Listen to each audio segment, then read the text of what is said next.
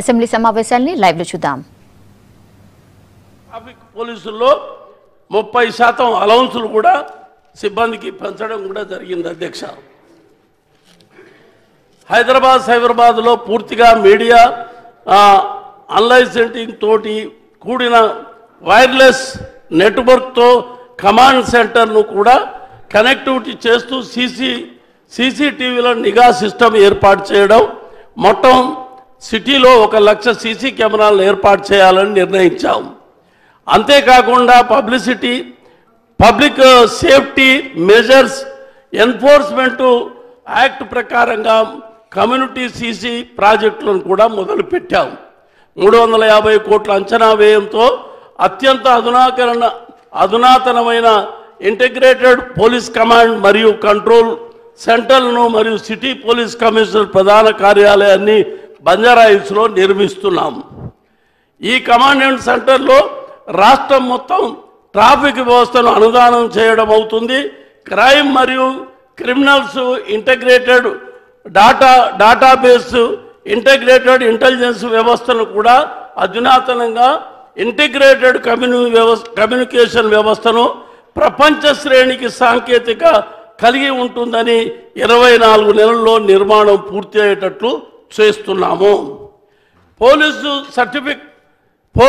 సర్టిఫికెట్లు పొందుటకు పోయిన వస్తువులు మరి డాక్యుమెంట్లను కేసు కొరకు ఎమర్జెన్సీ రెస్పాన్స్ మరియు పౌరులకు మరింత సులువుగా పోలీస్ సేవలు అందించడానికి ఐటీ ఆధారిత యాప్ను ప్రవేశపెట్టాము.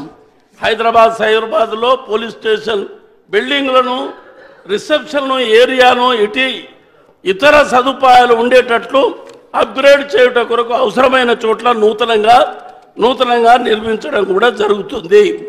అవసరాలకు అనుగుణంగా వరంగల్, కరీంనగర్, నిజామాబాద్, రామగుండం, సిద్దిపేట, ఖమ్మంలలో కొత్త పోలీస్ కమిషనరేట్లను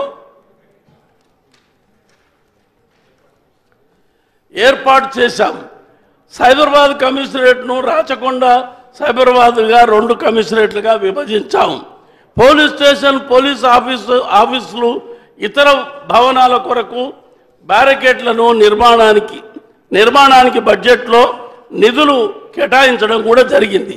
శాంతి భద్రతల పరిరక్షణకు, నేరాల నిరోధానికి, నేర పరిశోధనకు, సైబర్ నేరాలను అదుపు కొరకు పోలీస్ శాఖకు సిబ్బందికి కావలసిన ఆధునీకరణ వస్తు సామగ్రిని గ్రాడ్యుయేట్ను సమకూర్చడం కూడా జరుగుతుంది.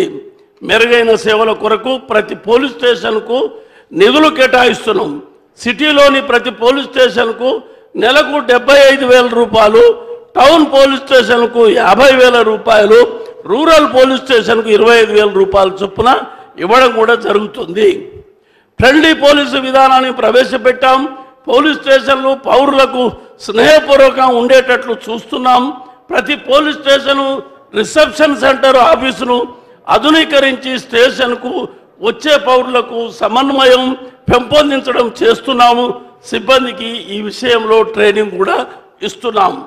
మహిళా పోలీస్ స్టేషన్లో కావలసిన మౌలిక సదుపాయాలు కల్పిస్తూ ప్రతి పోలీస్ స్టేషన్లో విమెన్ హెల్ప్ డెస్క్లను కూడా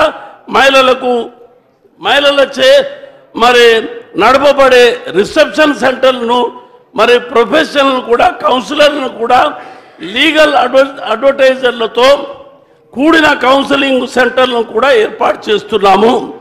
ప్రభుత్వం సైబరాబాద్లో మరి మహిళల రక్షణగా సి టీంలను కూడా ఏర్పాటు చేయడం జరిగినది. వీటిని రాష్ట్రంలో ఇతర టౌన్లకు కూడా, నగరాలకు విస్తరించడం చేయడం జరుగుతుంది.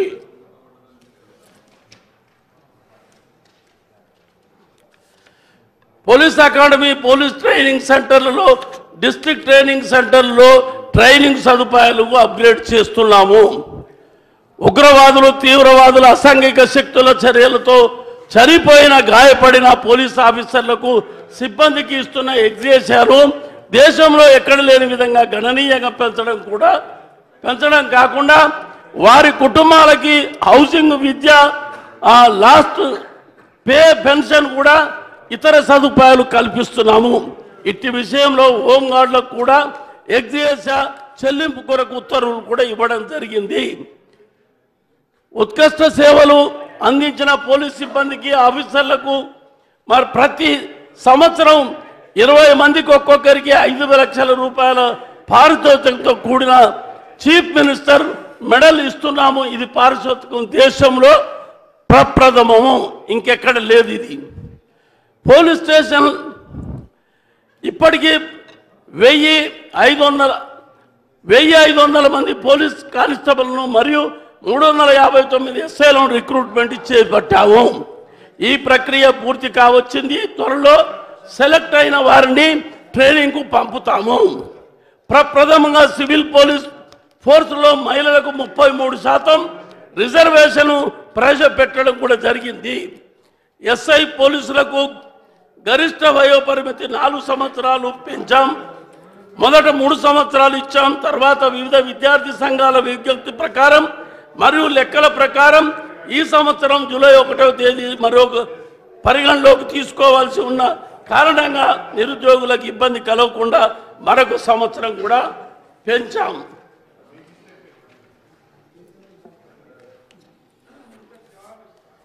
కానిస్టేబుల్ పోస్టులకి గరిష్ట వయోపరిమితి 3 సంవత్సరాలు కూడా పెంచాం.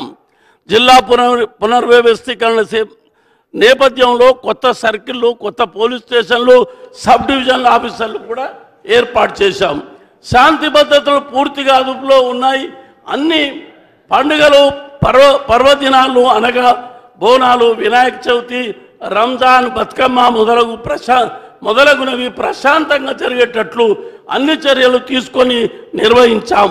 అసాంఘిక శక్తులపై ఉక్కుపాదం మోపడం అవసరమైన చోట అనేక మందిపై పీడీ యాక్ట్ కూడా ప్రయోగించాం. ప్రతి నియోజకవర్గానికి ఒక ఫైర్ స్టేషన్ ఏర్పాటు చేస్తున్నాం. అగ్ని ప్రమాదాల్లో ప్రాణధన నష్టం తగ్గించడానికి దివ్యచక్ర ఫైర్ టెండర్లను కూడా ప్రవేశపెట్టాం. ఫైర్ అవుట్ పోలీస్ స్టేషన్లు పూర్తి స్థాయిలో ఫైర్ స్టేషన్లుగా మార్చుతున్నాము. జైళ్ల శాఖలో అనేక సంస్కరణలు ప్రవేశపెట్టాం. నిరాక్షరాస్యులైన ఖైదీలను అక్షరాస్యులుగా మారుస్తున్నాం. జైళ్లలో పరిశ్రమలను కూడా ఆధునీకరిస్తున్నాం. పెట్రోల్ బంకులు కూడా విజయవంతంగా నిర్వహిస్తున్నాం. దీనిపై సర్వత్రా హర్షం వ్యక్తం అవుతుంది. సైనిక వెల్ఫేర్ శాఖను పూర్తిగా ఆధునీకరిస్తున్నాం. వీరి కొరకు తీసుకున్న అనేక సంక్షేమ కార్యక్రమాలు గౌరవ ముఖ్యమంత్రి గారు సభకు ఇప్పటికే తెలియజేయడం కూడా జరిగింది. అధ్యక్ష, మన ఖాదర్ సాబ్ ఎమ్మెల్యే సాబ్ హాకర్స్ను ఫుట్పాత్ మీద ఉన్న వాళ్ళను బాగా ఇబ్బంది పెడుతుండ్రు, జైళ్ళకు పంపిస్తుండ్రు, చాలా ఇబ్బంది పెడుతుండ్రు అని చెప్పారు. నేను వెంటనే ముఖ్యమంత్రి గారు కూడా చెప్పారు. ఆ పోలీస్ అధికారులను పిలిపించి, కమిషనర్ వాళ్ళందరినీ పిలిపించి మాట్లాడాం. వాళ్ళపైన ఏ విధంగా జైల్లోకి పంపేది, ఇటువంటి నేరాలు ఇబ్బంది చేయకుండా ఒక మానవ దృక్పథంతో ఉండాలని వాళ్ళకి ఆదేశాలు కూడా ఇవ్వడం జరిగింది. అతి తొందరలో హైదరాబాద్ సిటీలో ఉన్న మరి ఎమ్మెల్యేలతో ఒక సమావేశం, కమిషనర్, ట్రాఫిక్ పోలీసులతోటి ఒక సమావేశం కూడా ఏర్పాటు చేసి ఆ సమస్యను పరిష్కారం చేసేదానికి పూర్తిగా ప్రయత్నం చేస్తాం. బీదలను ఏ విధంగా ఇబ్బంది జరగకుండా చూసేదానికి తప్పకుండా ప్రయత్నం చేస్తామని మనవి చేస్తున్నాను. అదేవిధంగా ఈ మన